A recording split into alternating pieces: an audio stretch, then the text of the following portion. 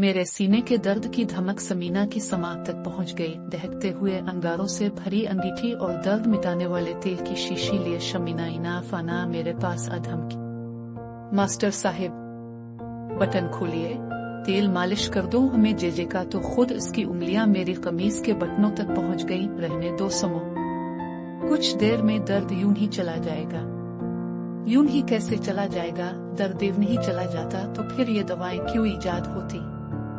तकल्लुफ न कीजिए, हाथ हटाइए और मुझे अपना काम करने दीजिए। बेकार में तुम जिद कर रही हो। जिद में नहीं, आप कर रहे हैं। प्लीज हाथ हटाइए वरना दर्द बढ़ता चला जाएगा, और अगर खुदा न खास्ता दर्द ज्यादा बढ़ गया तो इस वक्त कोई डॉक्टर भी नहीं मिलेगा। समीना की उंगलियों ने मेरे हाथ को कमीज से अलग कर दिया और खुद बटन खोलने में मसरूफ हो गई।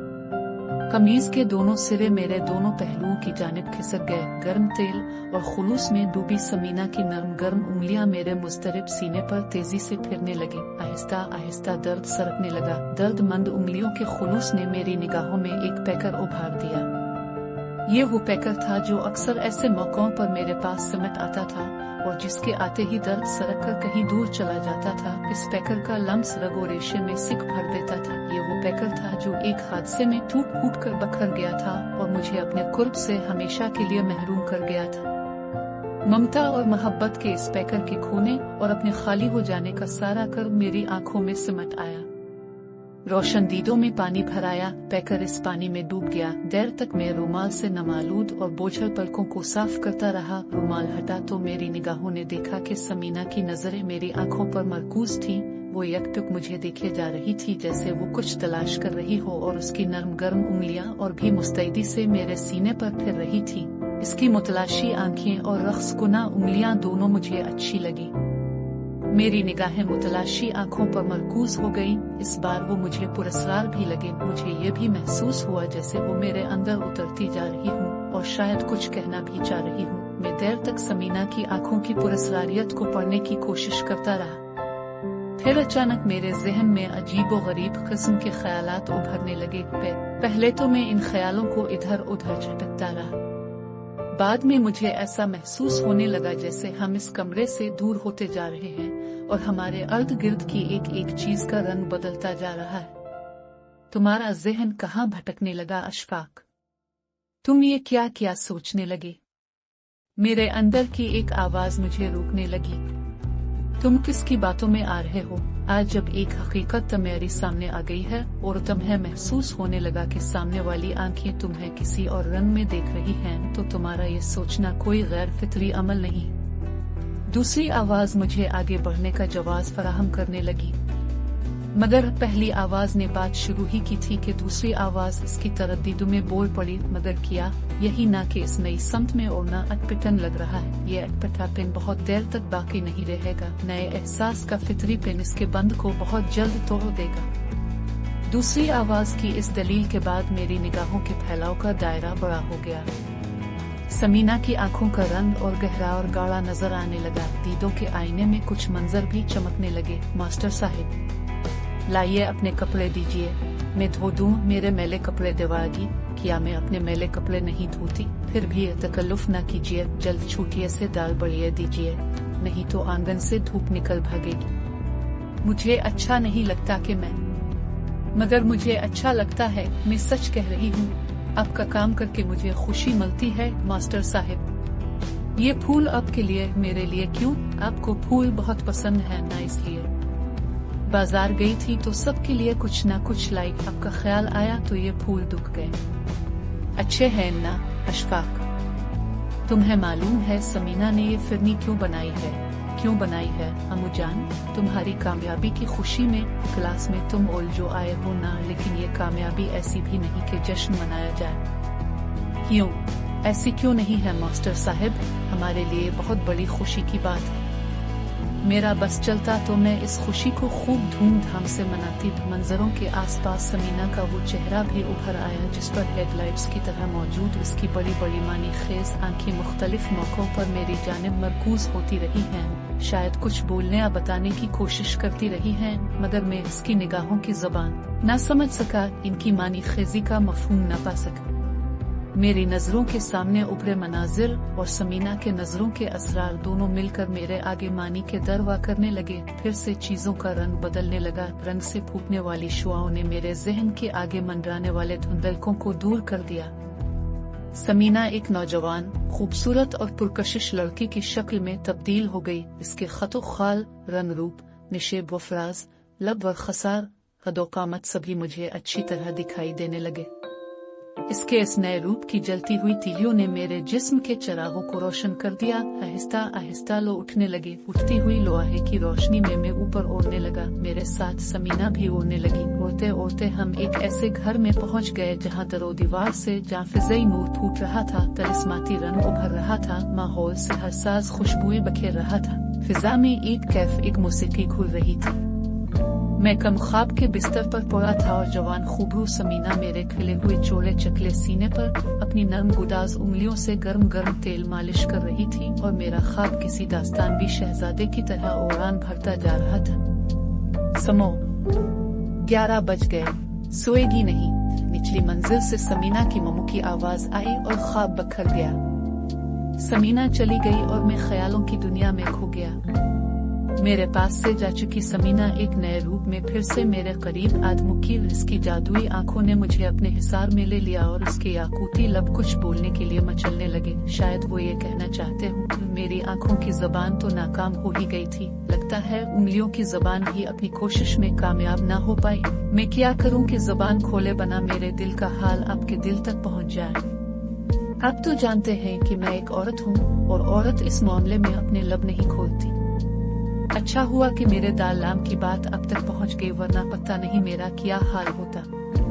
मेरा इज़्तिराब मुझे किस किस कर्ब से गुजारता, मुझ में दर्द की कितनी फसलें उगाता, कब तक मुझे कांटों के बिस्तर पर सिलता, मुझे इन लज़्ज़तों और मुसर्रतों से महरूम रखता जिनसे मैं इन दिनों सरशार हूँ। अभी तक तैयार नहीं हुए? उठिए, जल्दी कीजिए। आज हमें थावे की देवी का मेला देखने जाना है। आज का मेला में अब से देखो नगी दिखाएंगे ना। इस मेले में लड़कियों के मतलब की बहुत सारी चीजें आती हैं। जेब गर्म करके चलिएगा। और हाँ, सुना है इस बार कोई मशहूर नौटंकी पार्टी आई हुई है। रोज प्यार मोहब्बत का खेल दिखा रही है। आज शीरी फरहाद का खेल दिखाने वाली है। किसी तरह बाजी वगैरह को गोली देकर 1-2 घंटे के लिए उनसे अलग हो जाएंगे। बड़ा मजा आएगा। मैं चलती हूँ, अब तैयार है कर नीचे ही जाए। ख्यालों के सेहर ने ऐसा समा बांधा कि दिल व दिमाग ने मेरे हाथ में कागज कलम थमा दिया। खत लिखकर मुझे ऐसी सरशारी मिली जैसे ये खत समीना ने मुझे लिखा हो। मैंने इसे कई बार पढ़ा और फिर तह करके अपने तकिए के नीचे रख दिया। कुछ देर बाद तकिए के नीचे दबा खत मेरे तकिए को आहिस्ता आहिस्ता ऊपर उठाता गया। तकिए के साथ साथ में भी ऊपर उठता गया और फिर उड़न तुश्तरी की तरह वो मुझे खलाओं में इधर उधर उड़ाने लगा।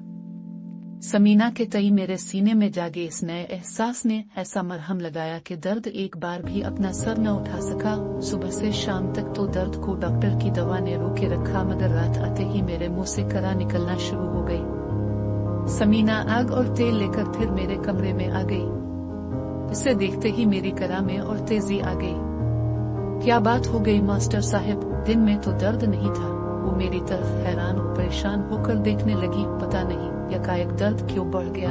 मुख्तसर सा जवाब देकर मैं खामोश हो गया। अपने डॉक्टर को दिखाया था। मेरे सराहने बैठते हुए इसने पूछा। दिखाया तो था और डॉक्टर की दवा से दर्द थम ही गया था, मगर इस वक्त फिर मेरा लहजा भी दर्द से भर गया। घबराने की बात नहीं है, कल डॉक्टर को फिर दिखा लीजिएगा। इस वक्त मैं तेल की मालिश कर दे रही हूँ, इससे दर्द जरूर कम हो जाएगा। तुम क्यों तकलीफ अलिफाटेती हो शमू? दवा खाली है, कुछ देर बाद थोड़ा बहुत दर्द कम हो ही जाएगा। तुम जाओ, सो जाओ। सारा दिन काम करती रही हो, थक गई होंगी। कहने के लिए मैंने समीना से जाने के लिए कह दिया था, मगर दिल डर रहा था कि कहीं ऐसा ना हो कि समो वापस चली जाए। एक बार वो कसमसा तो महसूस हुआ जैसे जाने के लिए उठ रही हो। इस वक्त मुझे अपने आप पर बहुत गुस्सा आया और जी में आया कि मैं अपने दिमाग के इस हिस्से को किसी मजबूत शिकंजे में किस दूं जो खाहे मखा की फॉर्मेलिटीज निभाता रहता है। नहीं, मैं बिल्कुल नहीं थकी हूँ, और थकी भी होती तो मेरी थकन आपके दर्द से ज्यादा अहम तो नहीं होती। ये कहकर समीना मेरे सीने पर मालिश में मसरूफ हो गई। समीना के इस जुमले ने मेरे रग वरिशे में कैफ व मिसात का नशा खोल दिया।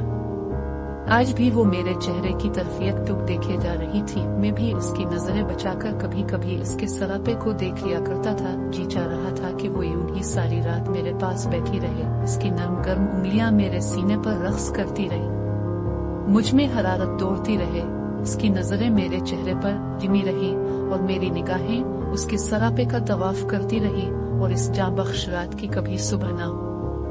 काफी वक्त गुजर गया, न मैंने इससे जाने के लिए कहा और न ही उसने मुझसे इजाजत तलब की। हम दोनों खामोशी से अपने अपने काम में मशगूल रहे। नीचे से समीना की उम्मी की आवाज आई और समीना के लब बोल पड़े, जाऊं जाओ। ये लफ्ज मेरे मुंह से इस तरह निकला जैसे मैंने ये कहा हो कि मत जाओ।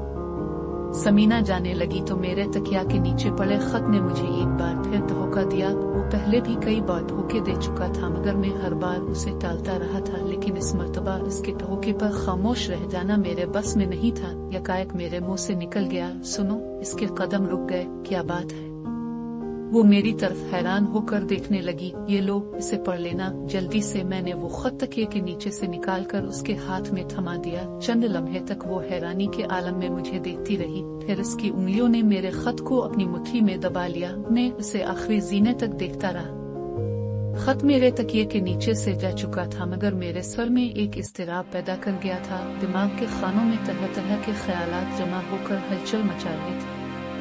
जी चाहता था कि कोई करिश्मा हो जाए और आन की आन में ये रात सुबह में तब्दील हो जाए, या सुबह के बजाय रात में ही मेरे खत का जवाब मिल जाए। दिल के किसी गोशे में रह रहकर ये उम्मीद भी अंगड़ाई ले रही थी कि मुमकिन है खत पढ़ने के बाद समीना किसी बहाने से ऊपर आ जाए।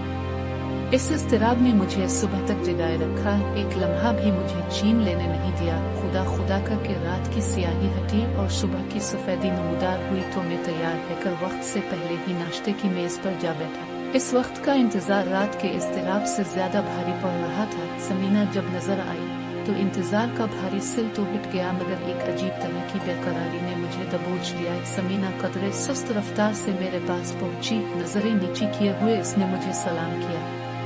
वो नाश्ते की प्लेटों के साथ मेज पर एक लिफाफा भी रखकर चली गई। इसके जाते ही मैंने लिफाफा खोल लिया।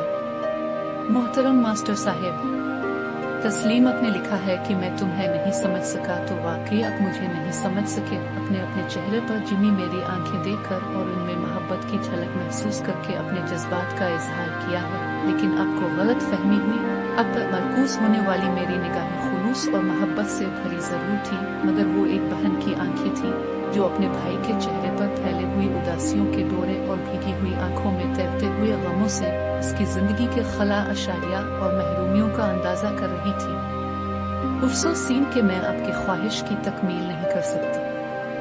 आपकी बहन समीना का खत पढ़कर मुझे लगा जैसे किसी ने मेरे जहन पर हथौड़ा मार दिया हो, मगर उसके साथ ही ये भी महसूस हुआ जैसे इस हथौड़े की जब से छिटकी चिंगारियों ने मेरे रगो रेशे में एक नई किस्म की मोहब्बत की गर्माहट भर दी।